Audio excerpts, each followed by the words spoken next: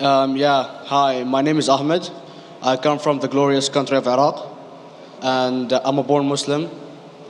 My problem is that I practiced Islam when I was... Brother, first we request questions from the non-Muslims. Once all the questions from non-Muslims are over, inshallah, we'll give you a chance.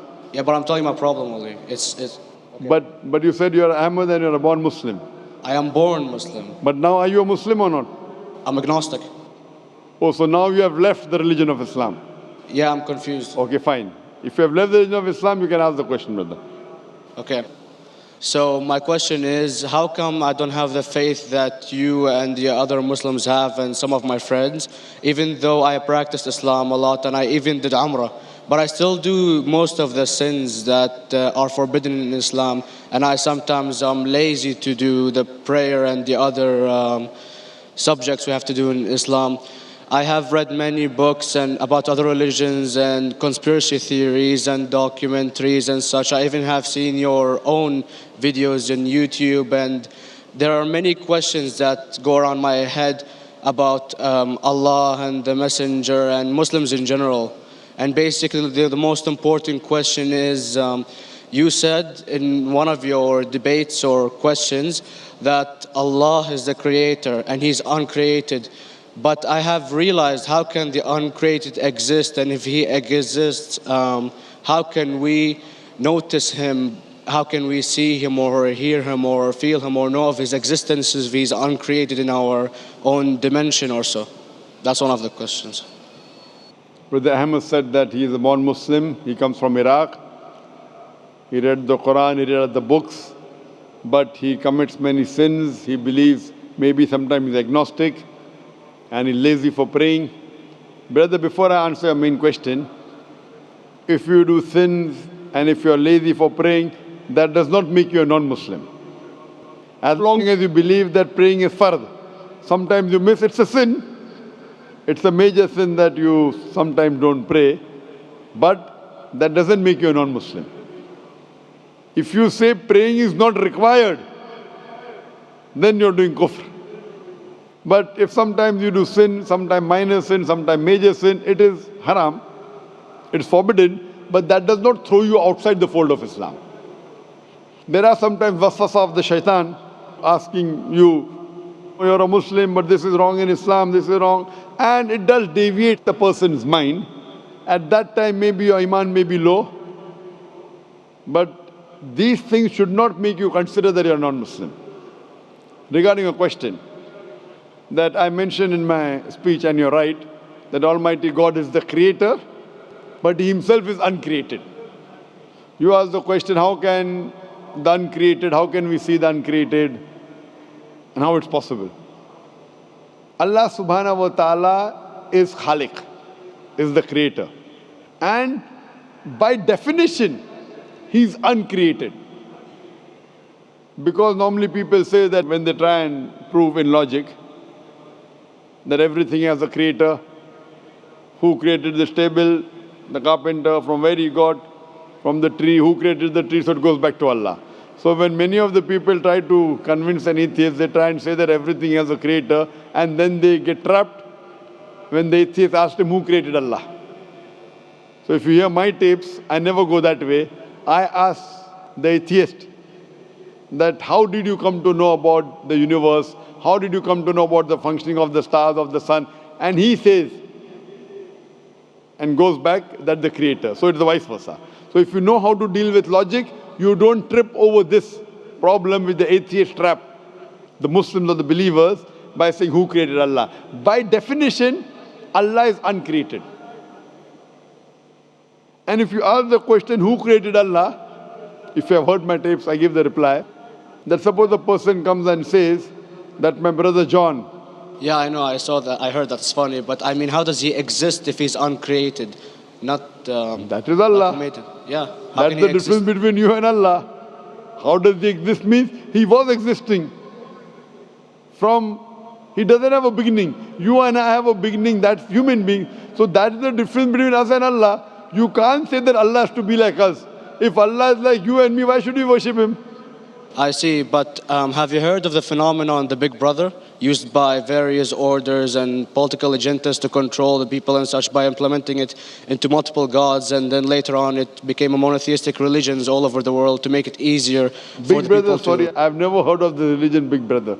It's not a religion, it's like a theory, an idea, basically. For What does it say? Yes? What does this idea say? What does it say? Is that when you have a big brother, it's easier for you to live life. When you have someone watching you the whole time, understanding you the whole time, protecting you the whole time, being with you the whole time, and you can talk to him, although he never talks to you back, maybe in your dreams, due to your mind and such, it's easier for you to live. While a human who does not have a big brother and is not easily controlled into doing so and is having complete freedom is a danger for the major ruling powers and such. What does this say? I don't understand. Big Brother may be the Big Brother may not be the... What does it have to do with Islam and God? What does it have to do? Because basically Allah is watching you the whole time. So you want to say that Allah is like a big brother? Indeed, you use him for your protection so you won't be scared. You know what I mean? See, this is the hypothesis. Hypothesis. If you have heard, how do I convince an atheist? If you have heard my answer, that you said that you're agnostic, you're atheist. Yeah. So first thing I do to an atheist is I congratulate him. What? I congratulate him. Have you heard my answer of atheist? Yeah, you congratulate them and stuff. But I haven't seen your debates with the atheist. I just saw your answers on some questions. Fine, so you haven't seen the answer of atheist? No, but I've seen your debate with David William Campbell. And David William Campbell is not an atheist. Yeah. Now when an atheist tells me he does not believe in God like your theory of Big Brother, yeah. And if you believe in that theory, I will ask you, first thing I do to the atheist, I congratulate him. You know why? Yeah, because they think and they don't follow what their parent does and such stuff like that. No. I congratulate him because he is not doing blind belief. The other people are doing blind belief. He is a Christian because father is a Christian. He is a Hindu because father is a Hindu. Most of the Muslims are Muslim because father is a Muslim. He is thinking. He says there is no God. He has said the first part of the Islamic Shahada, La ilaha. The reason I congratulate him is because he has said the first part of the Islamic Shahada, Islamic creed, La ilaha. The only thing I have to do is illallah, which I shall do inshallah. So if you have heard my answer, an atheist becomes an atheist because he believes in science, he believes in logic. Or I ask him that if an equipment is bought in front of him, which no one in the world has ever seen, and if the question is asked that who will be the first person who will be able to tell you the mechanism of this new equipment, what is the answer? Of course, he's going to tell you the producer or the maker of this equipment. Creator, producer, maker. So when we ask him questions that how did this universe come into existence, he will talk about the Big Bang. This what we're going to talk is already mentioned in the Quran 1400 years ago in Surah Anbiya chapter number 21 verse number 30. Avalam yaral lazina kafaru anna samawati wal arda kanat ratkum fataknahuma. Do not the unbelievers see that the heavens and the earth were joined together and we clove them asunder. This what you came to know 50 years back is mentioned in the Quran 1400 years ago. Who could have mentioned that? Well, in various civilizations in like 2000 or 5000 BC before Islam came or Christianity itself, there was various civilizations that are good in astronomy and they know more about our solar system than we do now, sadly. Brother, your knowledge of science is little, not in-depth. I do agree. There are certain things which were known as hypotheses. For example, we came to know, we were proved that the earth was spherical in 1577. I know that in 6th century BC, there were Pythagoreans who believed that the earth was spherical. But the same Pythagoreans who believed the earth was spherical also believed that the earth was the center of the universe, which is wrong. You show me one civilization which believes 100% what the Quran has mentioned. I challenge you. What you say, so do you mean to say there was a person who said, okay, this civilization, out of 100 things, these 2 things are right. Out of 100 things, these 5 things are right. Out of this 100, and picked and chose. Who can do that? No one besides the Creator.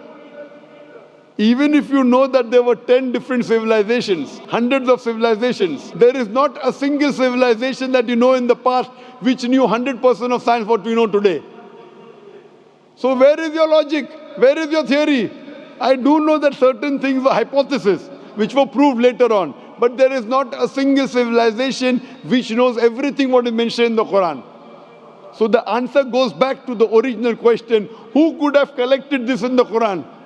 Someone 1400 years back, could he do and say, okay, out of these 100 things, these 3 are right, out of these 100 things, these 2 are right, out of this, it's not possible. Mathematically, it's not possible. Well, you never gave the idea of extraterrestrials or so. I mean, knowledge is power. And brother, I'm asking a simple question. We are not come here to have a debate. Yeah. I'm asking you a question. Point out a single civilization. You're asking something else. Yeah. We are not here to discuss. You can come in the room and discuss. You ask a question, I'm giving you the answer. You gave about old civilization. I told you you're right. But out of 100 things, 98 they were wrong. So I'm asking you, who could have mentioned this in the Quran? You're talking something else now. Yeah, well, I'm asking a simple question, 2 plus 2 equal how much? You're saying, I'm telling you 3 multiplied by 3 is how much? I'm asking a name, you're telling that where do you live?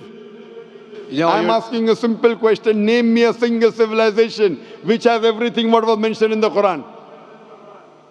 Do you know of any or not? Yes or no? Well, not everything, of course. Even not 10%. Why? Babylon knows of most of the planets and such. Planet is not the only thing mentioned in the Quran. There are 1,000 things mentioned in the Quran. To say what 1,000 things are mentioned in the Quran, 10% would be equal to 100 things. Did Babylonian civilization knew about 100 things mentioned in the Quran? No, because they don't have the They knew 5 or 6 things. In percentage wise, very small. So, of course. Who can be the author of the Quran besides the creator to know what is right, what is wrong? Today, science has established the hypothesis mentioned by Babylonian so many centuries back is today proven. So these were hypotheses in the past, which out of them many have been rejected, some have been accepted. So to collect all which is 100% correct has to be from the creator and no one else. Hope that answers the question. Yeah.